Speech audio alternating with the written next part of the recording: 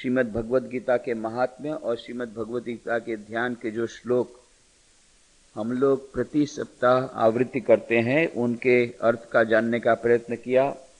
प्रथम अध्याय का पाठ हमने किया, जिसमें अर्जुन विषाद योग में हमने देखा किस प्रकार से अर्जुन विषाद से आवृत हो जाता, पर यह विषाद भी योग, ईश्वर से योग का साधन बन जाता है यदि जीव ईश्वर के शरणागत हो जाए उस विषाद के फलस्वरूप। अर्जुन ने श्री कृष्ण भगवान को सारथी के रूप में चयन किया, यही उसकी सबसे बड़ी बुद्धिमानी थी और इसीलिए वह बच जाता है। और फिर द्वितीय अध्याय में हमने देखा कि इस प्रकार से श्री कृष्ण भगवान अर्जुन को पहले तो उलाहना देते हैं और उसके भीतर के जो भय को और जी भावनाओं को प्रकट करा देते हैं उसके पास से। जब उसने स्वीकार कर लिया कि हाँ भगवान आपकी बात सच है, मैं सचमुच में कार्पण्य दोषोपहत स्वभाव पृच्छामि त्वाम धर्म सम्मूढ़ चेता यत्से यश्यान निश्चितम ब्रूहि तन्मे शिष्यस्तेयम शादिमाम त्वाम प्रपन्नम, मैं शिष्य हूँ, आपके शरण में आया हूँ।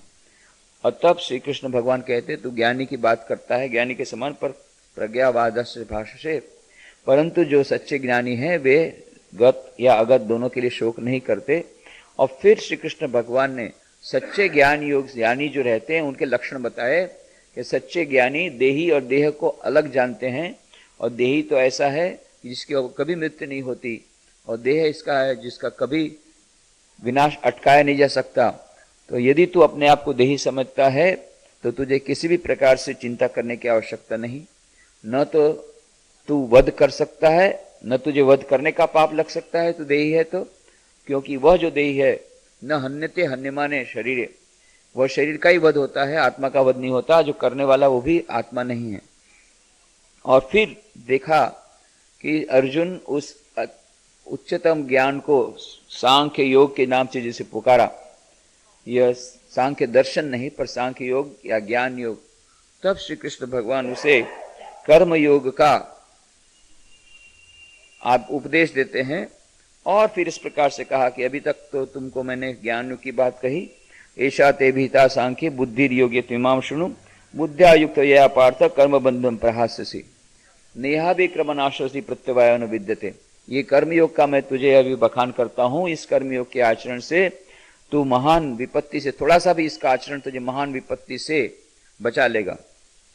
और उसी कर्मयोग के संदर्भ में उन्होंने पहले तो कहा कि जो लोग स्वार्थ वृत्ति से, कामना की वृत्ति से जो लोग कर्म करते हैं वे, और स्वर्ग की लालसा से वेदों में जो बताए गए इस प्रकार के कर्मकांड की भावना से कर्म करते हैं, उनको बाद में अभिष्ट की प्राप्ति नहीं होती। समाधौ न विधीयते, उनकी व्यवसायत्मिका बुद्धि नहीं होती, और इसीलिए व्यवसायत्मिका बुद्धि नहीं होती, बुद्धि एकाग्र नहीं होती, चित्त शुद्धि नहीं होती, और फिर वे वो जो आवागमन के चक्र में पड़ते रहते हैं, दुख को प्राप्त होते हैं। इसीलिए कहा त्रैगुण्य विषया वेदा निस्त्रैगुण्य भवार्जुन निर्द्वंद्व नित्य सत्वस्थो निरोगो क्षमा आत्मवान। और फिर कहा यावान अर्थोदपाने सर्वतः संप्लदोदके तावान सर्वेषु वेदेषु ब्राह्मणे से विजानता। अब वो जो वेद में बताए गए कर्मकांड वगैरह, उसकी तो शुरुआत में उन लोगों को धर्म के आचरण में लाने के लिए ठीक है, पर जो सचमुच में श्रेय की प्राप्ति करना चाहते हैं उनको वो उस प्रकार के काम में कर्मों से ऊपर उठ करके निष्काम कर्म में आना पड़ेगा। तभी चित्त शुद्धि होगी, तभी ईश्वर की प्राप्ति होगी, उस परम पद की प्राप्ति होगी। और इस प्रकार से धीरे धीरे अर्जुन को कर्मयोग का उपदेश देने का प्रयत्न करते हैं। और हमने कहा 47वें श्लोक की चर्चा हो रही थी, कर्मण्यवधिकारस्ते मां फलेषु कदाचन मां कर्मफल हेतुर्भू माते संगोस्त अकर्मणि। हे अर्जुन, कर्मणि एवधिकारस्ते, हमने कहा कि जिस प्रकार से उपनिषदों में या ज्ञान योग में ब्रह्म ज्ञान के जो वेत्ता हैं वो लोग 4 महावाक्य को कहा गया, 4 महावाक्य कहे गए हमारे शास्त्रों में, 4 महावाक्यों को कहा जाता है। 4 महावाक्य अहम ब्रह्मास्मि, अयमात्मा ब्रह्म, प्रज्ञानम ब्रह्म और तत्वमसि। उसी प्रकार से यह मानो कर्मयोग की चतुश्लोकी हम कह सकते हैं कि मानो 4 प्रकार के 4 चरण है इस श्लोक में। कर्मणैव अधिकारस्ते, हे अर्जुन, हे जीव, अर्जुन को लक्ष्य करके मानो सभी जीवों को ईश्वर बोलते हैं कर्म में तेरा अधिकार है, कर्मण्येव अधिकारस्ते। और दूसरा, मां फलेषु कदाचन, परंतु फल में तेरा अधिकार कदापि नहीं है, इसलिए क्या कर, मां कर्मफल हेतुर्भू, कर्मफल का हेतु, कर्मफल तेरा हेतु, काम कार्य करने का कारण, कार्य करने का हेतु कर्मफल न हो। और फिर चौथा चरण है, माते संगोस्त अकर्मणि, अकर्म में भी तेरी आसक्ति न हो, अकर्म में तेरी बुद्धि न हो, अकर्म के प्रति तेरी भावना न हो, कर्म तो तू कर ही, अवश्य कर। तो इस प्रकार से पिछले सप्ताह हमने देखा किस प्रकार से यह जो कर्मयोग का एक बहुत ही बड़ा महत्वपूर्ण श्लोक, जिसमें संपूर्ण कर्मयोग की मानो उक्ति दे दी गई, कर्मयोग का पूरा उपदेश दे दिया गया, अत्यंत सुप्रसिद्ध श्लोक है। और साथ में हमने कहा कि सुप्रसिद्ध होने के साथ साथ कई लोग उसको गलत रूप में भी लेते हैं, उसका अर्थ ठीक से समझ नहीं पाते, और इसीलिए इसको समझना बड़ा आवश्यक है कि कर्म में तेरा अधिकार है, ये पहले ही कहा गया। निस्त्रय गुण्यो भवार्जुन, जहां कहा कि निस्त्रय गुण्यो भवार्जुन, हे अर्जुन तुम निस्त्रय गुण्य भवी हो जा, इसके पहले जब कहा गया तो अर्जुन बड़ा खुश हो गया। त्रैगुण्य विषया वेदा निस्त्रय गुण्य भवार्जुन निर्द्वंदो नित्य सत्वस्थो निरोगक्षेम आत्मवान, तो आत्मवान बन जा, निरोगक्षेम बन जा। तो अर्जुन बोला, अरे मैं तो यही बनना चाहता था, मैं तो आपको पहले ही बोला मैं युद्ध नहीं करूंगा, मैं भिक्षुक हो जाऊंगा, निरोगक्षेम हो जाऊंगा, काम से मेरा लेना देना नहीं है, तो आप तो मेरी बात बोल रहे हैं। तब श्री कृष्ण भगवान ने कहा, पर वो जैसा होता है ना, जिस प्रकार से वो निरोगक्षेम होता है, उसके लक्षण पहले ही बता दिए कि तो प्रज्ञावादाश भाष्य से, तो तेरी क्या ऐसी अवस्था हुई है, ये उसका उद्देश्य है, उसका अंतिम लक्ष्य है, पर क्या तू उस पहुंच गया? तो अभी तेरी इस प्रकार से मति नहीं हुई है, इसलिए तुझे कर्म करना पड़ेगा। कर्म में तेरा अधिकार है, निस्त्रियो गुणे भवार्जुन, ये तो लक्ष्य है, लक्ष्य को पहुंचने के लिए कर्म करना पड़ेगा। यदि कर्म जहर है, कर्म के द्वारा हम भटकने वाले हैं, तो भाई क्यों मुझे घोर कर्म कराते हो? वो भी घोर कर्म कराते हो, कोई साधारण कर्म, अच्छा कर्म कराते तो ठीक है, युद्ध जैसा सबसे खराब से खराब कर्म तुम मुझे करा रहे हो। एक तरफ बोलो निस्त्रिय गुण भवार्जुन, दूसरी तरफ बोलो कर्म कर, ये आपकी बात समझ में नहीं है। तब श्री कृष्ण भगवान का तू समझ ले, निस्त्रिय गुण भवार्जुन, तो मैंने कहा निर्योगक्षेम, निर्योगक्षेम, आत्मवान, ये सब विशेषण लगाए, क्या ये तुझे शोभा या उसके लिए तैयार है? तब तो ठीक है, परंतु यदि उसके लिए तैयार नहीं है तो उसके लिए तैयार हो जा। और यह जो कर्म है यह बहुत बड़ा जहर है, और जैसा एक जहर दूसरे जहर को काटता है, एक लोहा दूसरे लोहे को काटता है, उसी प्रकार से यह कर्मयोग का जो कर्म है वो दूसरे कर्म की जंजीरों को काटेगा। पर यदि तू कर्मयोग के प्रकार से कर्मयोग का आचरण करेगा तो यह जो निष्काम कर्म है वह तेरे कर्म के सारे जहर को खत्म कर देगा। तेरे लिए कर्मयोग ही एकमात्र अभी श्रेय है, क्योंकि ज्ञान योग के लिए तू अभी तैयार नहीं हुआ है, अभी तेरी बुद्धि चित्त शुद्धि अभी नहीं हुई है। तो कर्म के द्वारा ही तेरा कर्म में अधिकार है, ये पहले जान ले, तो तू कर्म कर। परंतु कर्म किस प्रकार से कर? जैसा दूसरे लोग कर्म करते ऐसा कर्म करेगा, तो जैसा दूसरे लोग फल भोगते हैं ऐसा तू भोगेगा, जैसा दूसरे लोग दुखी होते हैं ऐसे दुखी होगा, कर्म का जहर तुझे आएगा, कर्म के फल का जहर तुझे लगेगा, और फिर कर्म बंधन के जो आवागमन के चक्कर में जाएगा, निर्योगक्षेम नहीं हो सकेगा, आत्मवान नहीं हो सकेगा, निर्द्वंद नहीं हो सकेगा। तो इसलिए कर्म तो कर, पर कर्म करने की कला है ये सीख ले, कर्म करने की कुशलता सीख ले, कर्म योग का जो रहस्य वो सीख ले। वो कर्मयोग का रहस्य बताया गया इस श्लोक में। हे अर्जुन, हे जीव, कर्म में तेरा अधिकार है, पर जान लेना मां फलेषु कदाचन, फल में तेरा अधिकार नहीं है। अब फल में तो किसका अधिकार है? फल पर मां फलेषु कदाचन, तो फल में तेरा कदापि अधिकार नहीं है। पर हम तो कहते हमको फल पर अधिकार है, हम यदि कर्म करेंगे तो अवश्य फल लेंगे, और फल की इच्छा से ही तो कर्म होता है। इन मोटिवेशन हमारा क्या है? हमारा मोटिवेशन है कि हम मार्केट जाएंगे, तो हमारा मोटिवेशन है मार्केट में, वहां नई मार्केट खुली है, मल्टीप्लेक्स खुला है, वहां देखने जाएंगे, या नई मार्केट खुली है उसको देखने जाएंगे, वो मोटिवेशन है। ये हमें फल चाहिए, तब तो हम हमारे पैर पैदल चलेंगे, उतनी दूर जाएंगे, या कष्ट करके वहां पर से बाई कार या बाई स्कूटर कुछ जाएंगे। कब जाएंगे? जब हमें फल की आसक्ति होगी, फल की आकांक्षा है, इसीलिए तो जाते हैं, मोटिवेशन यही है। कर्म करने क्यों जाते हैं? भाई हमको सैलरी मिलेगी, तो बिना सैलरी के क्यों कर्म करेंगे? तो ये फल पर तेरा अधिकार नहीं है, इसका कहने का मतलब ये नहीं है कि तू कर्म किए जा तुझे फल नहीं मिलेगा। सब लोग सोचते हैं भाई देखो ये तो बड़ा कर्मयोग में बहुत डेंजरस लोग है, मैं वहां नौकरी करूं और सैलरी की आकांक्षा न रखूं, ऐसा बोलते हैं। तो फिर काहे को मैं कर्म करूं, काहे को मैं नौकरी करूंगा? यदि मैं परीक्षा देने जाऊंगा तो मैं इसीलिए तो जाता हूं कि मुझे परीक्षा में पास होऊंगा, अच्छे नंबर मिलेंगे, तो बाद में मुझे इंजीनियर डॉक्टर में कहीं एडमिशन मिलेगा, तो मैं इंजीनियर डॉक्टर बनूंगा, तो मुझे अच्छी नौकरी मिलेगी। इसी फल की आकांक्षा से सब कर्म होते हैं। कर्म करने का मुख्य हेतु ही फल की प्राप्ति है। और कोई बिजनेस हम शुरू करते हैं तो सबसे पहले यही लगाते हैं, भाई प्रोजेक्ट रिपोर्ट बनाओ, कितना प्रॉफिट मिलेगा, कितने साल में रिटर्न हो जाएगा, रेट ऑफ रिटर्न क्या है, 2 साल में 3 साल में पूरा आप मिल जाएगा, तो लोन कब तक में पे हो जाएगा, कितना रेट ऑफ प्रॉफिट है, रेट ऑफ रिटर्न, मैनेजमेंट में ऑब्जेक्टिव्स, ऑब्जेक्टिव ये है कितने देर में खत्म होगा। तो पहले तो टारगेट फिक्स करते हैं। तो ये गीता तो टारगेट के विरुद्ध बोलती है, सब मैनेजमेंट की थ्योरी पूरी पलटा दिया।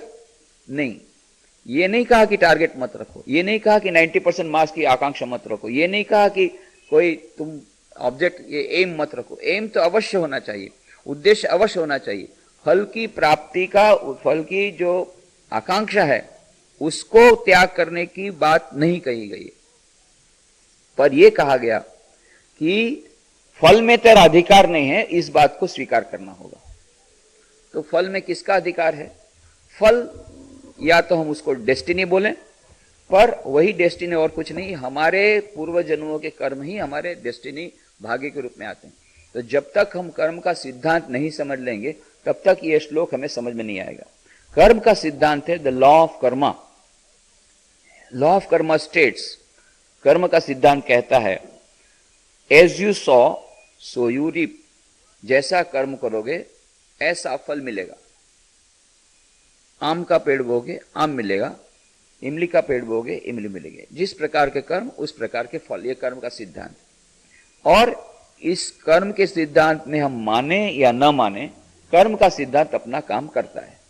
जिस प्रकार से गुरुत्वाकर्षण का नियम है, गुरुत्वाकर्षण का नियम यही है कि कोई भी चीज यदि ऊपर से फेंकी गई तो अपने आप नीचे गिरती है, गुरुत्वाकर्षण के नियम के कारण। यह भौतिक एक नियम है। तो जिस प्रकार से भौतिक जगत में गुरुत्वाकर्षण का नियम ये अनचैलेंजिंग है, कोई चैलेंज करना चाहे नहीं भाई हम गुरुत्वाकर्षण के नियम में नहीं मानते हैं, और इस प्रकार से ऊपर से छलांग लगा दे और डिक्लेयर कर दे कि मैं गुरुत्वाकर्षण नियम में नहीं मानता हूं, तो फिर भी वो तो दूसरे दिन पेपर में फोटो आएगा उसका कि भाई ये गुरुत्वाकर्षण नियम में नहीं मानते थे, फिर भी गुरुत्वाकर्षण नियम ने अपना काम किया और ये खत्म हो गया। उसी प्रकार से कर्म का सिद्धांत यही कहता है, तुम चाहे मानो चाहे नहीं मानो, ये कर्म का सिद्धांत है। यदि अच्छा काम करोगे अच्छा फल मिलेगा, बुरा कर्म करोगे बुरा फल मिलेगा। परंतु हां ये बात है कि प्रत्येक कर्म के फल का जो नियम है वो कब मिलेगा ये निश्चित नहीं, कब मिलेगा उसके बहुत सारे फैक्टर रहते हैं। जैसे आपने किसी बैंक में पैसा जमा किए तो अलग अलग स्कीम है, लॉन्ग टर्म में डालेंगे तो उसका रेट ऑफ इंटरेस्ट अलग है, शॉर्ट टर्म 45 दिन के लिए डालोगे तो अलग रेट ऑफ इंटरेस्ट है, 8 साल के लिए डाल दो, 5 साल के लिए कम से कम, तो रेट ऑफ इंटरेस्ट ज्यादा है। बॉन्ड ले लो, रिजर्व बॉन्ड, रिजर्व बैंक का, तो एकदम से 8% मिल जाएगा इंटरेस्ट, 8 साल के लिए डाल दो। तो जिस प्रकार से हर एक का रेट ऑफ इंटरेस्ट अलग रहता है, उसी प्रकार से और कब उसका फल मिलेगा, यदि लॉन्ग टर्म डिपॉजिट में डाला है तो 5 साल मिलेगा, 8 साल बाद मिलेगा। शॉर्ट टर्म में डाला है तो 45 दिन में रिजल्ट मिल जाएगा, उसका फल मिल जाएगा, परंतु कम मिलेगा।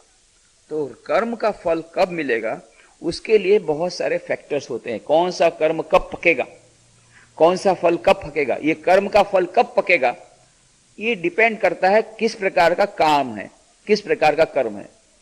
यदि पपीता बोया होगा तो 2 या 3 साल में पपीते का फल पक जाएगा, मिल जाएगा, पपीता मिल जाएगा। आम का पेड़ बोने से 10 साल तक राह देखनी पड़ेगी। कभी कभी 5 साल में भी आता है, पर वो उतना अच्छा मीठा नहीं होता, पर आ सकता है। ये नई नई वेराइटी अभी हो रही, परंतु उसमें वो मजा नहीं है। 10 साल तक राह देखो, बढ़िया फल मिलेगा।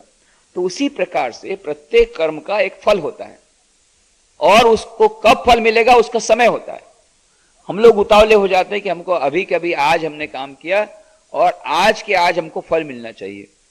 अब आम का अच्छा सा बहुत अच्छा कलम ले आए, आम की कलम ले आए, और आम की कलम लेकर के आपने जमीन में डाल दिया कि आम का पेड़ बो दिया। बो करके बाद में दूसरे दिन जाकर के पानी डाला, खाद डाल दिया, सब कुछ डाला। दूसरे दिन जाकर के उसको देखा कि कितना बड़ा हुआ, कितना बड़ा हुआ। 2-3 दिन के बाद देखा कि अभी वो बड़ा नहीं हो रहा है।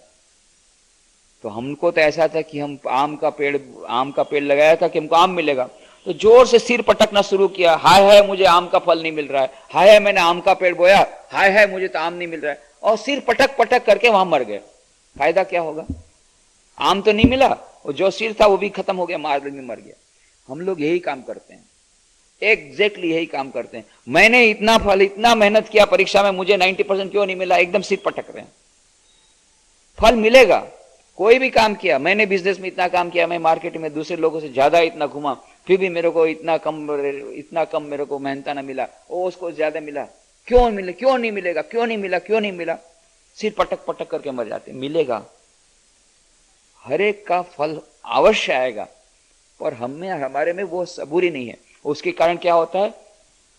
भविष्य की आकांक्षा में, भविष्य के डर से हम अपना वर्तमान खो बैठते हैं, या भूतकाल की चिंता सताती है, या भूतकाल में ऐसा क्यों हो गया, या भविष्य में होगा कि नहीं, हाय हाय 90% मार्क्स मिलेगा कि नहीं, और तुरंत वो मन की एकाग्रता भंग हो जाती, हाय हाय ये हमको प्रॉफिट मिलेगा कि नहीं, ऐसा नहीं होगा तो क्या होगा। ये भविष्य की आशंकाएं, भविष्य की चिंताएं, उसके कारण हमारे मन की एकाग्रता चली जाती है, और उसके कारण हमारा वर्तमान का कार्य भी खत्म हो जाता है, और उसके कारण जो फल मिलना था वो भी फल नहीं मिलता।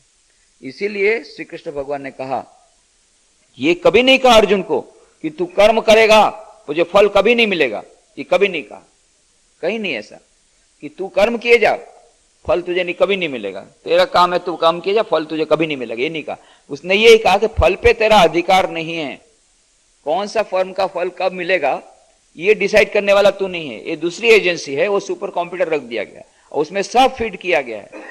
जो भी काम किया गया है, एक भी चीज ऐसे नहीं है जो उस सुपर कंप्यूटर, उसको ईश्वर बोलो या सुपर कंप्यूटर बोलो, रीत बोलो, लॉ, सुप्रीम लॉ बोलो, वहां पर सब फीडिंग है, उसका फल अवश्य मिलेगा, परंतु कर्म के सिद्धांत के अनुसार मिलेगा। और कर्म का सिद्धांत बड़ा पेचीदा है, उसको समझना बड़ा मुश्किल है। प्रत्येक कर्म का कब फल पकेगा, वो तुमने कब काम किया था, किस परिस्थिति में किया था, कौन से उद्देश्य से किया था, इसके पहले वाला तुम्हारा जो बैलेंस है पुराना कैरिड फॉरवर्ड, वो फिर प्रेजेंट मिल मिला करके फिर नेट रिजल्ट मिलता है। पहला ओवरड्राफ्ट कितना किया तो पता नहीं है, हमने कहा कि भाई हम लोगों तो कल 400 रुपया हमने डाला और अभी भी हमारा बैलेंस तुम 200 रुपये ले, अरे भाई 200 रुपया ओवरड्राफ्ट लिया था उसका क्या होगा, इसलिए अभी बैलेंस 200 रुपया है। तो ये हम लोग भूल जाते हैं। तो उस सुपर कंप्यूटर में सब है, ओवरड्राफ्ट लिया था पहले, उसके पहले के जन्म में, आज से 10,000 जन्म के पहले क्या क्या खर्चा किया था, वो सब उसमें पूरा दिया हुआ है सुपर कंप्यूटर। हम तो सोचते हैं कि मैंने कल इस प्रकार से काम किया और मुझे आज ऐसा फल मिला, अब मैं कर्म के सिद्धांत में मैं विश्वास नहीं करता। सिर पटक पटक करके मर गए, आम क्यों नहीं मिला, मैंने कल पेड़ बोया आम क्यों नहीं मिला, हाय हाय आम क्यों नहीं मिला। इसी प्रकार हम लोग सब सिर पटक पटक करके मरते हैं। तो श्री कृष्ण भगवान कहते तूने आम का पेड़ बोया है तो आम मिलेगा, सबूरी रख, अभी तू भविष्य की चिंता छोड़ दे। तूने आम बोया ना, बस अभी कर्म किए जा, अच्छी तरह से पानी दे, अच्छी तरह से फर्टिलाइजर दे, देख कि उसमें कीड़े न लगे, अपने आप फल आएगा। उसको खींचने से फल नहीं आएगा, रोज खींचता रहेगा कि जल्दी जल्दी फल आए, खींचने से और खत्म हो जाएगा। हम लोग रोज खींचते हैं कि फल मुझे क्यों नहीं मिला, हाय हाय फल क्यों नहीं मिला, उसके कारण जो वर्तमान भी खत्म कर देते हैं भविष्य की चिंता में। यह कर्म करने का सीक्रेट ऑफ वर्क बताया। इसीलिए स्वामी विवेकानंद ने कहा वर्क एंड इट्स सीक्रेट में, one of the greatest lessons I have learned in my life is to pay as much attention to the means as to the ends. मैंने सबसे अपने जीवन में सबसे बड़े जो पाठ सीखे उसमें से एक ये है कि जो मीन्स है जो माध्यम है, जो कर्म है, कर्म पर सबसे अधिक ध्यान दो, कर्म के फल के नहीं। एंड्स, एक बार तुमने डिसाइड कर लिया मेरा टारगेट है, ठीक है 90% है, 90% के लिए रोज 8 घंटा पढ़ाई करना पड़ेगा, तो क्या करना पड़ेगा, ये कर्म में लग जाओ बस। वो टारगेट बना करके फिर उसके बाद में दिन रात उसकी चिंता छोड़ दो, चाहे पॉजिटिव चिंता है नेगेटिव चिंता। पॉजिटिव चिंता करने से भी मन चंचल हो जाएगा, पढ़ाई में नहीं लगेगा। और उसी प्रकार से बिजनेस शुरू किया तो दिन रात वो प्रॉफिट की चिंता। तो इसीलिए किताब में लिखा, एक किताब लिखी है the power of ethical management. Blanchard नाम के महान बड़े एक्सपर्ट हो गए, केनेथ ब्लैंचार्ड और नॉर्मन विंसेंट पील, जो कि the power of positive thinking के, उसकी किताब बहुत फेमस है। बहुत सारी किताब है, you can if you think you can, ऐसे बहुत सारी किताबें नॉर्मन विंसेंट पील की। नॉर्मन विंसेंट पील और केनेथ ब्लैंचार्ड ने मिलकर के एक किताब लिखी the power of ethical management. और उसमें उन्होंने कहा, फ्रंट पेज में लिखा है, कवर पेज पे, you need not cheat in order to win. जीतने के लिए दूसरों को, हम लोग सोच रहे थे दूसरे को जीतना हो या यदि हमें जीत लेनी हो तो दूसरों को धोखा देने से हमको जीत जल्दी मिल जाएगी, यह बोले पुरानी थ्योरी होगी, अब वो नहीं चलेगी आज के जमाने में। और you need not cheat in order to win, किसी को धोखा देना, धोखाधड़ी करने से, चालाकी के द्वारा, स्वामी विवेकानंद कहते थे चालाकी द्वारा कोनो महत काज होए ना, चालाकी के द्वारा कोई बड़ा काम होता नहीं है। चालाकी, स्मार्टनेस, कि हम दूसरे किसी को उल्लू बना देंगे, हम सोचते दूसरे को उल्लू बनाने से बहुत जल्दी आगे बढ़ जाएंगे, पर बोले अंत में हम ही लोगों को उसका दुख भोगना पड़ेगा। You need not cheat in order to win. और एक पूरे चैप्टर का बिगिनिंग में कहा गया, फ्रंट लाइन में, to work only for profit is like playing tennis with your eyes on the score board rather than on the ball. कि केवल प्रॉफिट को सामने रखते हुए यदि कंपनी तुम चलाते हो, बिजनेस चलाते हो, तो वो कैसी मूर्खता है। यदि कोई टेनिस खेले तो वो बोलेगा कि बस मेरे को तो स्कोर बोर्ड की ओर ही उसकी नजर रहती, बॉल पे नहीं रहती, तो स्कोर बोर्ड 0 ही रहेगा, लव ही खत्म हो जाएगा, उसका स्कोर बोर्ड में ही जाएगा मेरा कितना स्कोर बोर्ड हुआ। उसी प्रकार से दिन रात यही सोचते कि मुझे फल क्या मिलेगा, फल क्या मिलेगा, स्कोर बोर्ड में ही देख रहा है 90% मिलेगा कि नहीं, 90% मिलेगा कि नहीं, 90% मिलेगा कि नहीं, दिन रात यही सोते सोते तो पढ़ाई नहीं होगी। तो हाय फेल हो जाऊंगा, तो हाय फेल हो, पढ़ाई नहीं होगी। तो कहते हैं कि मां फलेषु कदाचन, फल में तेरा अधिकार नहीं है। तो सोच ले, हमने अपने जीवन में कितने सारे कर्म किए कि हमको तुरंत फल मिले हैं, जैसा हमने कर्म किया उसके अनुसार फल मिले हैं, तो तुरंत नहीं मिलते हैं, अदृष्ट रूप से उसमें बहुत सारे और फैक्टर्स जुड़े हुए हैं। तो फल में अधिकार किसका, सुपर कंप्यूटर का, भगवान का, या जो भी कह ले, डेस्टिनी। परंतु तो मां कर्मणि अधिकार अस्ते मां फलेषु कदाचन मां कर्मफल हेतुर्भु। इसलिए क्या कर, कर्म का फल का, कर्म फल ये तेरा हेतु ना हो काम करने का, कि मैं ये काम करूंगा, इतना काम करने के लिए मेरे को बस ये काम, दिन रात वो फल की आकांक्षा, आसक्ति फल के प्रति ये तारी न हो, कर्म फल के प्रति आसक्ति न हो। और तेरी उस प्रकार से हमेशा ये जो आसक्ति बनी रहेगी तो उसके कारण तेरा मन उद्वेलित रहेगा, तो उस उद्विग्नता तो छोड़ दे। तो भाई ये झंझट पे क्यों पड़े, कर्मफल की यदि आकांक्षा न रखनी हो, कर्मफल के प्रति आसक्ति नहीं रखनी हो, आसक्ति रखने से इतना सारा दुख कष्ट मिलता हो, तो कर्म ही छोड़ देना। न रहेगा बांस न बजेगी बांसुरी, कर्म ही नहीं करेंगे, हम जाएंगे बैठ जाएंगे अपना हिमालय में जा करके अपना बैठ जाएंगे, ध्यान करेंगे, सो जाएंगे, काम ही काहे को करेंगे, सो जाएंगे। अरे सोना भी एक कर्म है, सपने देखना वो भी कर्म है, कर्म से बच नहीं सकते। और दूसरी बात है, ये कहना बड़ा आसान है, और दूसरी बात है कि यहां पर यह नहीं कहा गया, क्योंकि अर्जुन ने जब देखा कि भाई ये कर्म का फल के प्रति आसक्ति रखने से मना कर रहे हैं, तो बेहतर तो यही है कि इसे फिर कर्म क्यों न करे, कर्म ही क्यों करे। तो युद्ध में जीत या हार ये दोनों के प्रति यदि मुझे संभाव दृष्टि रखनी है और उसके प्रति मुझे आसक्ति नहीं रखती, तो काहे को युद्ध करूं, यही तो मैं कह रहा हूं, तो फिर युद्ध ही नहीं करूंगा। अरे मैं तो यही बोल रहा हूं, मुझे कोई फल के प्रति आसक्ति नहीं है। अरे दुर्योधन वगैरह भले जीत जाए, जो जीत जाए, मुझे कोई लेना देना नहीं, और इसलिए मैं कर्म ही नहीं करूंगा। तुरंत फिर अपना पुराने रिकॉर्ड शुरू किया, मैं युद्ध नहीं करूंगा, मैं कर्म नहीं करूंगा। जब आप ही ने मुझे बताया कि फल के प्रति आसक्ति नहीं रखो, बहुत अच्छा है, तो फल तो मैं युद्ध नहीं करूंगा, मैं काम ही नहीं करूंगा। तुरंत श्री भगवान ने तुरंत जोड़ दिया। उनको मालूम था, ये अर्जुन की साइकोलॉजी मालूम है और हम लोग की सबकी साइकोलॉजी मालूम है कि इनको बोलने से तुरंत बोले काम ही नहीं करेंगे। ना फलेषु कदाचन तो है ही, मां कर्म फल हेतुर्भु माते संगोष अकर्मणि, अकर्म में तेरा आसक्ति ना हो। कर्म तो तुझे करना ही पड़ेगा। क्यों? बिना कर्म के कर्म से छुटकारा नहीं है। यदि तू बोलेगा मैं कुछ भी कर्म नहीं करूंगा, तो कुछ न कुछ कर्म होगा। सोएगा वो भी कर्म है, सपना देखा वो भी कर्म है, और वो उस कर्म का फल तुम्हें मिलता ही रहेगा, और उसके कारण आवागमन का चक्कर चलता ही रहेगा। निर्योगक्षम नहीं हो सकेगा, निर्द्वंद नहीं हो सकेगा, सुख दुख के चक्कर से बाहर नहीं निकलेगा। सुख दुख के चक्कर से निकलना हो तो कर्म का जो जंजीरें बंधी हुई है, कर्म फल की जंजीरें, जो पुनर्जन्म की जंजीरें, जन्म मरण का जो फेरा जंजीरें बनी हुई है, उस जंजीरों को मुक्त करने के लिए, उस कर्म के जहर में से मुक्त होने के लिए कर्म करना पड़ेगा, पर कर्म योग की दृष्टि से करना पड़ेगा। जो कर्म हमें अभी तक बांधता था, इस कर्म जन्म मरण के चक्कर में डालता था, आसक्ति के होकर के हम कर्म करते थे, मेरे अपने लिए मैं कर्म करूंगा, मैं ये करूंगा, मैं वो करूंगा, मैं अपनी कर्तापन की भावना और भोक्तापन की भावना, मैं आज ऐसा प्राप्त कर लूंगा, मैं ऐसा ये कर लूंगा, यह जो कर्तापन मैं, और दूसरा इतना फल, इतना ये जो फल की आकांक्षा, तो कर्तापन की भावना और भोक्तापन की भावना, ये दोनों भावनाओं से मुक्त होने पर जो कर्म होगा वह कर्मयोग होगा।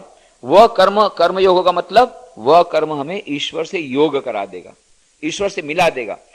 और बाकी वही कर्म, कौन सा कर्म किया वो बिल्कुल महत्व का नहीं। अभी तक जो कर्म, कुर्सी पोंछने का कर्म, बूट पॉलिश करने का कर्म, बाथरूम साफ करने का कर्म, रसोई बनाने का कर्म, ऑफिस में जाने का कर्म, पढ़ाने का कर्म, जो कुछ भी कर्म हम अभी तक करते थे, ये सभी कर्म हमें बंधन में डालने वाले हैं। दो प्रकार के बंधन, एक लोहे की जंजीर और एक सोने की जंजीर, पर दोनों बांधते हैं। जो अच्छे कर्म है वो सोने की जंजीर है, खराब कर्म है हम लोग जो करते हैं वो लोहे की जंजीर है, बस दोनों बांधने वाले हैं। दोनों ये हमको पुण्य द्वारा बांध करके स्वर्ग में ले जाएंगे, और फिर क्षीणे पुण्य मर्त्य लोकम विशंति, वो भी हमें मुक्ति नहीं देंगे, हमें सच्चा सुख, सच्ची शांति नहीं देंगे, बारंबार हमें आवागमन चक्कर में रहना पड़ेगा। और दूसरे जो खराब कर्म है वो हमें पाप में डालेंगे, तो वो खराब करके फल के स्वरूप फिर उसमें से और दुख मिलेगा, और दुख मिलेगा, और दुख मिलेगा। इसमें से बाहर निकलना है तो कर्म योग करना पड़ेगा। कर्म योग मतलब जो कर्म हमें ईश्वर से योग करा दे, यह उसका सीक्रेट बताते हैं कर्म योग सीक्रेट का, कि तुझे कुछ एक्स्ट्रा नहीं करना है। जो कर्म तू कर रहा है, घोर कर्म कर रहा है, युद्ध का जैसा भयंकर कर्म भी तुझे मोक्ष प्राप्ति का साधन हो जाएगा, निर्द्वंद हो जाएगा, नित्य सत्वस्थ हो जाएगा, निर्योगक्षेम हो जाएगा, यदि तू उसको कर्मयोग की भावना से कर। तो क्या कर, पहले तो समझ ले कि कर्म में तेरा अधिकार है, फल में तेरा अधिकार कदापि नहीं, इसलिए फल की आसक्ति तेरे में न हो, फल की आसक्ति या फल के प्रति तेरी दृष्टि न हो, तू केवल निष्काम कर्म किए जा, और अकर्म के प्रति भी तेरी आसक्ति न हो। ये याद रखना, नहीं फिर तो मैं इससे अच्छा तो निष्काम बन जाऊं। तो निष्कर्म सिद्ध लोग तो बहुत रहते हैं भारत में, जितने निष्कर्म सिद्धि लोग ऐसे कई नहीं है जितने ज्यादा है, शायद दूसरे कोई देश में नहीं होंगे, सब निष्काम कर्मयोगी। निष्काम कर्मयोगी मतलब काम ही नहीं करेंगे, वो निष्काम कर्मयोगी नहीं, वो निष्कर्म सिद्ध लोग जो हैं, सो कॉल्ड निष्कर्म सिद्धि नाम की पुस्तक है, वो बहुत ऊंची स्थिति है। जब निष्कर्म सिद्धि हो जाती है, जो ज्ञानी हो जाता है उसको फिर कोई काम करने का रह जाता है। हमारे सभी ज्ञानी हैं, एकदम काम काज छोड़ देते हैं, मजदूर को काम दो तो उनको केवल मजदूरी चाहिए, काम नहीं करना है, मिनिमम काम, मैक्सिमम सैलरी, यही उनको चाहिए सभी लोगों को, कोई काम करना नहीं चाहता है, और सब एकदम कर्म के प्रति एकदम अनासक्ति, पूर्ण अनासक्ति है। इसलिए हमारे रामकृष्ण मठ मिशन के प्रेसिडेंट थे, 9th प्रेसिडेंट स्वामी माधवानंद जी महाराज, तो बहुत कम बोलते थे, बहुत ही कम बोलते थे, एकदम टू द पॉइंट, उनकी पुस्तकें भी हैं, ब्रह्मसूत्र पर उनके भाष्य, शंकराचार्य वगैरह ट्रांसलेशन किया था, और परफेक्शनिस्ट काम करने में। और वो बोलते थे, for me there is no difference between work and worship. कर्म और पूजा ये दोनों में अंतर नहीं है। शाम को 7 बजे कोई कलकत्ता से स्वामी जी कोई गए थे, कोई अर्जेंट काम था, उस समय स्वामी जी का ध्यान का समय था, शाम का आरती के बाद, तो बाहर खड़े रहे। फिर बाद में जब उन्होंने दरवाजा खोला 8 बजे 8:30 बजे वहां पर बेलूर मठ में, उस समय भोग की घंटी बजती है, उसके बाद थोड़ी देर बाद भोग लगता है, उसके बाद में प्रसाद। तो उस भोग थे, बोले बहुत अर्जेंट काम आया, बहुत अर्जेंट काम, ऐसा इमरजेंसी हो गई, तो मैं 1 घंटे से बैठा हूं। अरे तो मेरे को बताया क्यों नहीं? बोले मैं सोचा आपको आप ध्यान कर रहे थे, पूजा में थे, मैंने आपको डिस्टर्ब करना उचित नहीं समझा। तब स्वामी महादेव ने कहा, for me there is no difference between work and worship. ये भी पूजा है, वो भी पूजा है, एब्सोल्युटली नो डिफरेंस। जो भगवान का काम है वो भगवान की पूजा है, जो भगवान की पूजा है वो भगवान का काम है, एब्सोल्युटली नो डिफरेंस। तो ऐसे वो तो उनको एक बार एक ब्रह्मचारी ने आके कहा, स्वामी जी की आई वांट, मेरे को ये कर्म में अनासक्ति कैसे आएगी, हाउ टू गेट डिटैचमेंट? तो बोले how can you get detached? First you get attached, then only you can detach. अभी तो अटैचमेंट ही नहीं हुआ, तो डिटेचमेंट की क्या बात करते हो? पहले से तो निष्कर्म सिद्धि हो, काम करने में तो कोई मन ही नहीं लगता है अभी तो काम करने में। तो बोलते कैसे डिटेचमेंट आएगा? अरे पहले अटैच तो हो। बोगी यदि अटैच होगी तब तो बाद में तुम डिटेच कर सकोगे, अभी बोगी अटैच ही नहीं हुई है और बोलते हो डिटेचमेंट कैसे होगा? तो हम लोग पहले से डिटेच्ड हैं।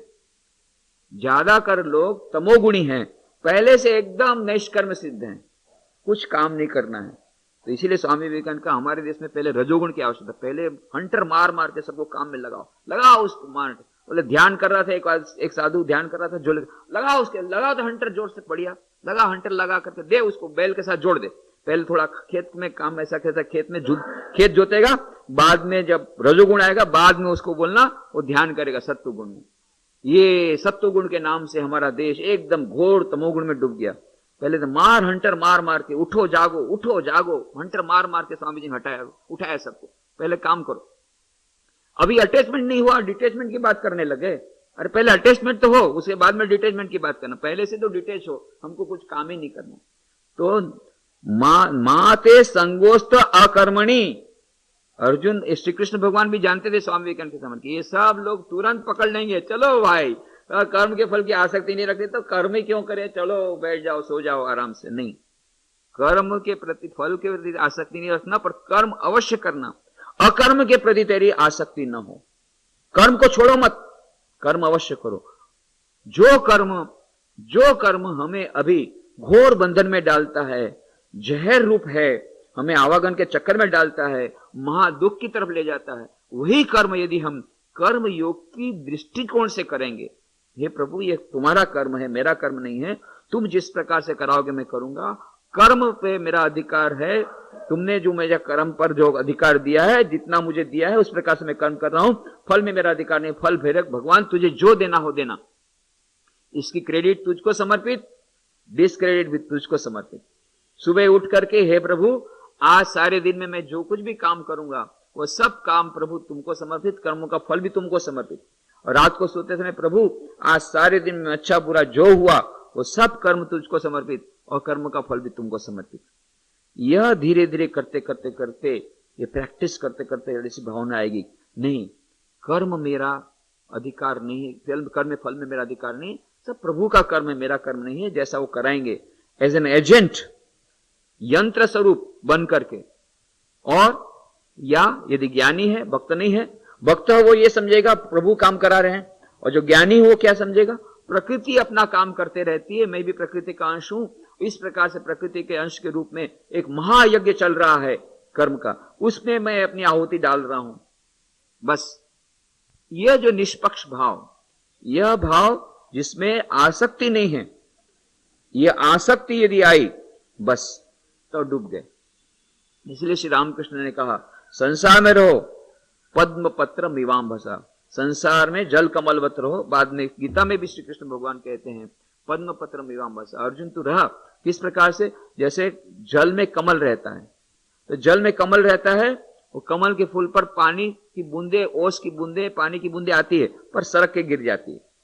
जल को स्पर्श, जल उसको स्पर्श नहीं कर पाता, कमल के फूल को। उसी प्रकार से जल कमलवत कहते हैं, उस प्रकार से रहे जिस पर जल कमलवत।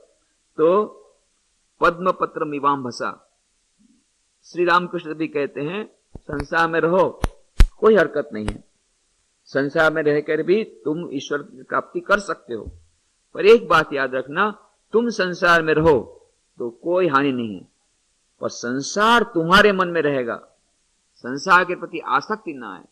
पानी में नाव रहेगी कोई हरकत नहीं है, पर नाव में यदि पानी आएगा तो नाव डूब जाएगी। तुम संसार में रहो कोई हानि नहीं, पर संसार तुम्हारे मन में आएगा, संसार के प्रति आसक्ति आएगी तो डूब जाएगी। तो यह जो आसक्ति है, फल के प्रति आसक्ति, वस्तुओं के प्रति आसक्ति, ये आसक्ति ही हमारे इस कर्म फल के भोग का कारण है, जो कर्म का जहर में लगा देता है। आसक्ति का त्याग करके जो कर्म करते उस कर्म को किए जाओ, तो तुम्हें अवश्य यह कर्म योग के द्वारा ईश्वर की प्राप्ति होगी। तो कहते हैं कर्मणि अवधिकारस्ते मां फलेषु कदाचन मां कर्म फल हेतुर्भू माते संगोस्त अकर्मणि। तेरा कर्म करने मात्र में अधिकार होवे, फल में कभी नहीं, और तू कर्मों के फल की वासना वाला भी मत हो, तथा तेरी कर्म न करने में प्रीतिबन न होवे। और फिर श्री कृष्ण भगवान कहते हैं योगस्थः कुरु कर्माणि संगम त्यक्त्वा धनंजय सिद्ध्य सिद्ध्यो समो भूत्वा समत्वम योग उच्यते। यह जो कर्म योग है क्या, उसकी डेफिनेशन यहां दे दी श्री कृष्ण भगवान ने, समत्वम योग उच्यते। धनंजय, हे धनंजय, संगम, संगम माने आसक्ति को, त्यक्त्वा त्याग कर, हे धनंजय आसक्ति को त्याग कर, तथा सिद्ध्य सिद्ध्यो, सिद्धि और असिद्धि में, सिद्ध्य सिद्धियो, सिद्ध्य सिद्धियो, सिद्धि और असिद्धि में समः समान बुद्धि वाला, भूतवा होकर, योगस्थः योग में स्थित हुआ, कर्मणि कर्माणि कर्मों को, कुरु कर, समत्वम समत्व भाव ही योग उच्यते, योग नाम से कहा जाता है। तो कहते हैं हे धनंजय, आसक्ति को त्याग कर तथा सिद्धि और सिद्धि में समान बुद्धि वाला होकर योग में स्थित हुआ, कर्मों को कर, यह समत्व भाव ही योग नाम से कहा जाता है। तो योग में स्थित हुआ कर्मों को कर, योग में स्थित हुआ कर्मों को कर मतलब कौन से योग में स्थित हुआ, यह समत्व भाव ही योग नाम से कहा है। तो समत्व भाव का मतलब क्या होता है? समत्व भाव, हमारा मन अभी जो है वो समत्व बुद्धि में स्थित नहीं है, हमारा मन चंचल है। क्यों चंचल है? चंचल होने का एक मात्र कारण है हमारी आसक्ति, कि हमें फल के प्रति जो आसक्ति है उसके कारण हमारा मन चंचल हो जाता है, समत्व भाव नहीं है। सिद्धि होती है, यह जो कर्मयोग करने से ईश्वर की प्राप्ति तो होगी, परंतु जिसको ईश्वर की प्राप्ति नहीं चाहिए उसको भी ये सीक्रेट ऑफ वर्क है। ईश्वर से लेना देना नहीं है, हमको परफेक्शन नहीं चाहिए, हमको शाश्वत सुख नहीं चाहिए, हमको शाश्वत शांति नहीं चाहिए, हमको मैक्सिमम प्रॉफिट चाहिए, बस इतना ही चाहिए। तो मैक्सिमम प्रॉफिट के लिए भी सीक्रेट ये है कि प्रॉफिट की चिंता मत करो और जो काम में लग जाओ। मैक्सिमम प्रॉफिट कब मिलेगा?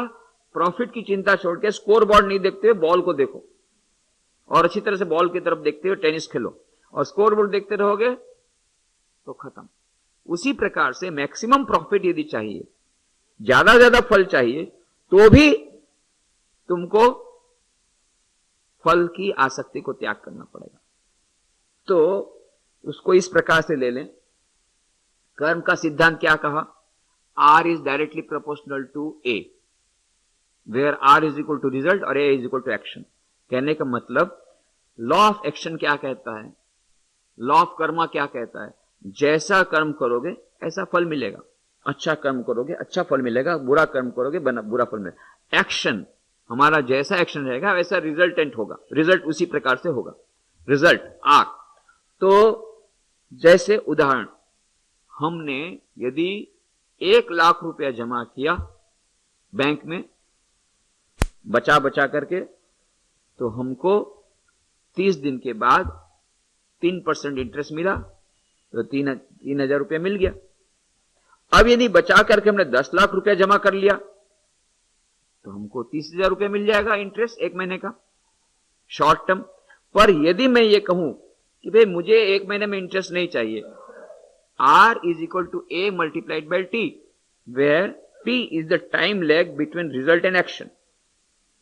तो क्या होगा, यदि मैं ऐसा कहूं कि नहीं मुझे 1 साल के लिए, 1 महीने के लिए नहीं, मैं 1 साल के लिए फिक्स डिपॉजिट में रख दूंगा, तो 1 साल के लिए फिक्स डिपॉजिट में रखने से 365 डेज की एक स्कीम आई है नहीं HDFC में और दूसरी बैंक में, 365 डेज में रख दो तो इंटरेस्ट ज्यादा मिल जाएगा, 5%, 5.5%। और यदि एनजीओ है तो और थोड़ा सा ज्यादा दिन के लिए रख दो तो 8% मिलता है, 8% रिजल्ट मिल जाएगा। जितना ज्यादा टाइम के लिए रखोगे उतना ज्यादा रिजल्ट मिलेगा। मान लो T is equal to 10 years, तो कितना मिलेगा, 30,000 के बदले और भी ज्यादा मिल जाएगा, 2 लाख रुपए मिल जाएगा इंटरेस्ट। और बोलोगे 10 साल नहीं, मुझे रिजल्ट चाहिए 100 साल बाद, तो 100 साल बाद तो कितना गुना मिल जाएगा। और कोई कहेगा नहीं, जो टाइम लेग है 100 साल नहीं, मैं 1000 साल बाद रिजल्ट चाहता हूं, तो कितना गुना मिलेगा। और ये कोई कहेगा T is equal to infinite, मैं अनंत काल तक फल नहीं चाहता हूं, अनंत काल तक फल नहीं चाहता हूं, मतलब मैं फल की आकांक्षा नहीं रखूंगा, तो कितना फल मिलेगा, अनंत गुना फल मिलेगा। ये अनंत माने भगवान मिल जाएंगे। इतना सा काम किया, क्या काम किया, एक बाथरूम की सफाई किया, सबसे खराब काम किया, मिला क्या, भगवान। बाथरूम की सफाई करने से भगवान मिल गए। क्यों, बाथरूम की सफाई से नहीं मिले, वो उसके पीछे की भावना यही थी कि मैं काम न करूं, तो टी इन्फिनिट हो गया। ए तो बहुत लिमिटेड था, टी anything multiplied by infinite becomes infinite. अनंत को कितनी छोटी सी चीज गुणा करने से अनंत फल मिलेगा।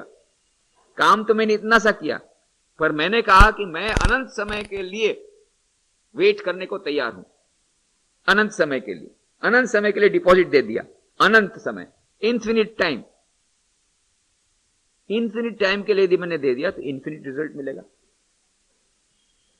तो इसका मतलब, इन्फिनिट रिजल्ट का मतलब ईश्वर की प्राप्ति होगी। यह योग है, भगवान के साथ योग हो जाएगा।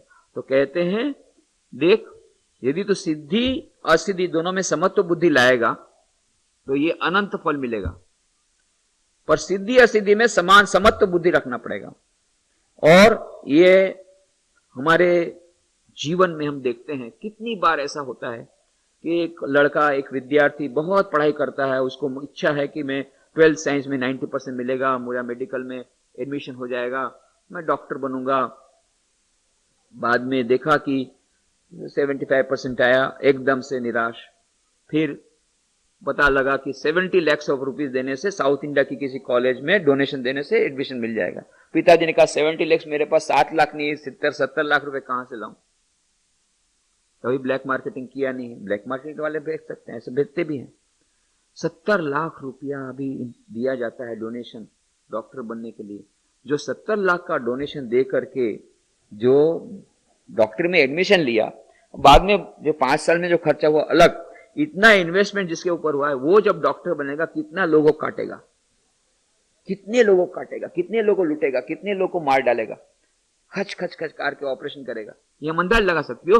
उसको तो पेबैक करना है ना, उसके ऊपर इतना सारा डॉक्टर बनने के लिए जब इतना इन्वेस्टमेंट हुआ है, उसको तो जल्दी से जल्दी पैसा तो वापस देना पड़ेगा। तो उसको उसी प्रकार से करना पड़ेगा, मेडिकल कंपनियों के साथ जोड़ना पड़ेगा, भाई तुम्हारी मेडिसिन को मैं, तुम चाहे पॉइजन हो चाहे कुछ भी हो, मैं उसको प्रिस्क्राइब करूंगा, डोंट वरी, पर मुझे रुपया देते जाना हर महीना, बस। फिर वो पूरा रैकेट चलता है। तो अब यदि समझ जाइए कि वो 70 लाख रुपीज नहीं दे पाया, उसको डॉक्टर बनने की बहुत इच्छा थी, दिन रात यही समझता था मुझे डॉक्टर बनना है, मुझे डॉक्टर बनना है, मैं 90% प्राप्त करूंगा, 90% प्राप्त करूंगा। दिन रात ये सोचते सोचते क्या क्या पढ़ाई करता है, मुझे 90% चाहिए, हाय 90% मिलेगा कि नहीं, फिर पढ़ना शुरू किया, हाय 90% मिलेगा कि नहीं। तो ये करते करते उसकी पढ़ाई तो हुई नहीं, तो 90% नहीं मिला, उल्टा फेल हो गया 2 सब्जेक्ट में। एकदम फ्रस्ट्रेशन, पूरा फ्रस्ट्रेशन। फिर बाद में पता पड़ा रेल से कट के मर गया। कितने लोग अभी आत्महत्या कर रहे हैं, क्यों कर रहे हैं, वो शौक को वो झेल नहीं सकते। क्यों, दिन रात फल की आकांक्षा की, मुझे ये फल चाहिए, मुझे ये फल चाहिए, मुझे ये फल चाहिए। यदि उसी ने गीता का ये उपदेश सुना होता, मां फलेषु कदाचन, सिद्धि और असिद्धि में समत्व दृष्टि रखो। पर हम लोग का क्या होता है, यदि मिलता है रिजल्ट अच्छा तो एकदम फूले नहीं समाते, हाँ देखो मुझे 90% मिला, मुझे मैं डॉक्टरेट मिला, तो अहंकार आ जाता है। जहां अहंकार आया विनाश। उसी प्रकार से इंडस्ट्री में बहुत प्रॉफिट हुआ, एकदम इतने नशे में आ गए, वो अहंकार का नशा आ गया, बाकी सब जब मजदूर लोगों से खराब व्यवहार शुरू किया, प्रोडक्टिविटी गिर गई, फिर दिवाला निकल गया। क्यों हुआ? क्योंकि नशा आ गया। देखो मैंने कितना प्रॉफिट किया था, उसी प्रॉफिट के नशे में नशा करना शुरू किया, मजदूर लोगों को प्रताड़ना शुरू किया, एक्सप्लॉयटेशन शुरू किया, बाद में वही कंपनी खत्म, दिवालियां निकल गई। और फिर देखा मर्सिडीज बेंज में घूमते थे और अभी स्कूटर में घूमने की पारी आ गई। अच्छा भाई, उससे अच्छा फैमिली सबको जहर थोड़ा पिला दो और खुद पी करके खत्म हो जाओ। आत्महत्या पूरे परिवार की, ऐसे होते हैं, रोज होते हैं। क्यों होती है? गीता का ये श्लोक नहीं पढ़ा। यदि गीता का यह श्लोक पढ़ता है तो बहुत सारे लोग आत्महत्या से बच जाते। हमारे मन में गुस्सा आता है, क्यों गुस्सा आता है? मैंने ऐसा सोचा था, क्यों नहीं हुआ? यही मैंने ऐसा सोचा था, क्यों नहीं हुआ? फल की आकांक्षा, मैंने ऐसा कहा था, यही होना चाहिए। अरे फल तेरे हाथ में नहीं है अर्जुन, मां फलेषु कदाचन, फल तो मेरे दूसरे के हाथ में, वो सुपर कंप्यूटर के हाथ में। तेरे हाथ में कर्म है, तूने कर्म किया ना, बी सेटिस्फाइड। आज नहीं तो कल, नहीं तो 100 साल बाद फल मिलेगा। पर तू यदि फल के प्रति आसक्ति रहेगी तो तुझे गुस्सा आएगा, क्रोध आएगा, फ्रस्ट्रेशन आएगा, फेलियर्स आएगी, बाद में आत्महत्या, मानसिक रूप से पागल या मेंटल हॉस्पिटल, या नया कांच का अलमारी जाके तोड़ा। हाँ, एक लड़की ने क्या किया, उसको गुस्सा है, मैंने ऐसा बोला था, क्यों नहीं हुआ? जाकर के उसने क्या किया, जो ये रहता है रिमोट लेकर के ऐसा जोर से मारा, टीवी पूरा टूट गया। फिर टीवी खुद ने ही तोड़ा है, अब मां को जोर से मारा कि क्यों मुझे वो रिमोट हाथ में दिया था। अरे तूने तो लिया हाथ से छीन करके, तो रिमोट को मारा, अब मेरा टीवी टूट गया। गुस्से में आकर के मम्मी को भी मारा। क्यों? मैंने जैसा कहा था नहीं हुआ। ये गीता का श्लोक नहीं पढ़ा था? सिद्धि असिद्ध्यो समो भूत्वा समत्वम योग उच्यते, do your best, leave the rest. LEAVE, एक ही फॉर्मूला यदि कोई लिख करके रख दे तो ये गुस्सा नहीं आएगा, हमारे हमले के टीवी टूटेंगे नहीं, घर के फर्नीचर टूटेंगे नहीं। गुस्से में आकर के उठा पटक कर देते हैं कभी कभी बच्चे लोग, ये नहीं होगा। छोटे छोटे बच्चे वायलेंट हो जाते हैं, एकदम से मारते हैं। ट्रेन में मैंने देखा इतना छोटा बच्चा अपने बाप को किक मारता है। अरे बोले क्या है, आप ट्रेनिंग दे रहे, अभी से किक मार रहा है, उठ बड़ा होकर के क्या करेगा? अभी से ओल्ड एज होम में लिखा लो अपना नाम। अभी से किक मारता है, बाद में क्या है? ट्रेनिंग इस प्रकार दे रहे हैं। वहां सीखता अपना टीवी में अपना जूडो कराटे, अपने बाप पर ही शुरू किया एक्सपेरिमेंट, मारो किक। तो ये संस्कार, ये हिंसा और गुस्सा, क्रोध, ये सब सिद्धि असिद्ध समोभूत। ये जो सिद्धि और असिद्धि में के कारण हम लोग जो हमेशा ये सिद्धि और असिद्धि के कारण ज्यादा फल मिलता है तो अहंकारी हो जाते हैं, नहीं मिलता अपने एक्सपेक्टेशन से, expectation will always bring misery. ये एक नियम हमेशा याद रख लेना है। The source of all our misery is expectation. The source of all our misery is expectation. जितने हमारा दुख है उसका एकमात्र कारण हमारा एक्सपेक्टेशन है। ये आशा, अपेक्षा, आकांक्षा। फल की आकांक्षा मत रख अर्जुन, ये तुझे महान दुख तेरी तरफ ले जाएगी। हां, अवश्य तू काम कर, काम के लिए मोटिवेशन चाहिए, एक टारगेट रख ले, गोल रख ले, गोल बहुत जरूरी है, मंजिल रख ले, उसके बाद निरपेक्ष होकर उस गोल के लिए जो काम करना है उस काम में लग जा, फुल कॉन्सेंट्रेशन से। यही कर्म का सिद्धांत है। और विचलित मत हो, ये अपने मन में सोचना, आसक्ति मत रख, ये होगा तो क्यों नहीं, इस प्रकार से रहेगा। यदि कोई इसी प्रकार से कर्मयोग की भावना से यदि कहेगा, हे प्रभु मुझे तुमने विद्यार्थी रूप में रखा है इसलिए मैं पढ़ाई कर रहा हूं, यह मेरा स्वधर्म है इसलिए मैं पढ़ाई कर रहा हूं, हे प्रभु कर्म तुमको समर्पित, कर्मों का फल भी तुम्हें समर्पित, तो क्या होगा? फुल कंसंट्रेशन आएगा, वो कभी विचलित नहीं होगा। हे प्रभु यदि 90% मिला तो भी तेरी क्रेडिट, और यदि 40% मिला फेल हो गया तो भी तेरी डिसक्रेडिट, मैं उसमें कहीं नहीं जानता, तेरा तुझको अर्पण क्या लागे मेरा, मैं अपना काम किए जाऊंगा क्योंकि तूने मुझे काम सौंपा है। मैं अच्छी तरह से 8 घंटा जो पढ़ाई करना है सुबह उठ करके जल्दी से जिस प्रकार से बढ़िया से पढ़ाई पढ़ने का प्रयत्न करूंगा, पर फल तुमको समर्पित। ऐसा विद्यार्थी यदि बाई चांस उसको कम फल मिलेगा या परीक्षा फल कम मिलेगा तो वो विचलित नहीं होगा। हे प्रभु, जैसी तुम्हारी मर्जी, तुम्हारी यदि यही मर्जी है कि मैं डॉक्टर न बनूं, शायद उसमें भी कोई मंगल हाथ होगा तुम्हारा। शायद तुम मुझे रविन्द्रनाथ टैगोर के समान महान कवि बनाना चाहते हो, तुम मुझे आर्ट लाइन में भेजना चाहते हो, शायद हो सकता है इसमें भी तुम्हारा कुछ मंगलमय हाथ होगा। पर मैंने तो तुमको सौंप करके पूरा अपने तरफ प्रयत्न किया, मुझे संतोष है। I have done my best. Do your best and leave the rest. एलियवी, यदि ये फॉर्मूला आ जाए तो कभी टेंशन नहीं होगा, फ्रस्ट्रेशन नहीं होगा, दुख नहीं होगा, आत्महत्या नहीं होगी, मेंटल हॉस्पिटल में लोग नहीं जाएंगे, दैनिक जीवन में शांति मिलेगी, दैनिक जीवन में ये एक्साइटमेंट नहीं होगा। और उल्टा यदि अच्छा फल मिला, हे प्रभु तुम्हारी कृपा से ये 90% मिला, मैंने तो अपना प्रयत्न पूरा किया था पर तुम्हारी कृपा से 90% मिला, ये क्रेडिट तुम्हारी है, तो फिर उसे अहंकार नहीं आएगा, ईगो नहीं आएगा, ईगो डेवलप नहीं होगा। और उसके कारण वह जो ईगो के कारण के जो जितने बाकी सब रोग आते हैं वो नहीं आएंगे। तो दोनों प्रकार से यह हमें मदद करता है। समत्वम योग उच्चते, यह समत्व बुद्धि जो है यही कर्मयोग का मुख्य, यह कर्मयोग की मानो डेफिनेशन है। कर्मयोग, समत्व बुद्धि, सिद्धि और असिद्धि, चाहे अच्छा फल मिले चाहे बुरा फल मिले, चाहे सिद्धि मिले सक्सेस, असिद्धि फेलियर। जितने अधिकांश युवक लोग अभी जो आत्महत्या करते हैं, बहुत आत्महत्या का प्रमाण बढ़ गया है, युवकों में खास करके प्रमाण बढ़ गया है आत्महत्या का। और अधिकांश युवक लोग अभी ड्रग एडिक्ट जो बन रहे हैं ज्यादा से ज्यादा, कारण क्या है? फ्रस्ट्रेशन। क्यों फ्रस्ट्रेशन आया? फेलियर्स को पचा नहीं सकते हैं। सभी को सक्सेस चाहिए, सक्सेस, हमको सक्सेस चाहिए और इंस्टेंट सक्सेस चाहिए, इंस्टेंट कॉफी, इंस्टेंट सक्सेस, नहीं तो इंस्टेंट डेथ, सब इंस्टेंट।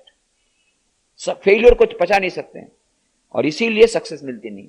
फेलियर और सक्सेस दोनों में समत्व बुद्धि रखे। ठीक है, अभी फेलियर आई है, failures are the stepping stone to success, आएगा, बाद में सक्सेस आएगा। मैं अपना काम करता रहूंगा, मैंने तो अपना कर्तव्य कर्म किया था, I have the satisfaction, I have tried my best, do your best, leave the rest to God. जो होगा उसको फेस करेंगे, आज नहीं तो कल कर्म के सिद्धांत के अनुसार फल मिलेगा। यह यदि उस प्रकार से कर्म के सिद्धांत को मानते हुए और गीता के श्लोक को यदि मानते हुए कोई कर्म करेगा कर्मयोग की भावना से, तो उसे और अच्छा रिजल्ट मिलेगा परीक्षा में, और अच्छा प्रॉफिट मिलेगा इंडस्ट्री में। यदि प्रॉफिट की तरफ नजर नहीं रही, स्कोरबोर्ड की तरफ नजर नहीं रही, बॉल की तरफ नजर रही, तो टेनिस और अच्छा खेल सकेंगे। तो ये कर्मयोग का बहुत अच्छा रहस्य श्री कृष्ण भगवान ने यहां पर दिया है इस 43वें श्लोक में। और इसके बाद के श्लोक की जो है चर्चा हम लोग अगले रविवार को करेंगे। आज यहीं पर समाप्त करें।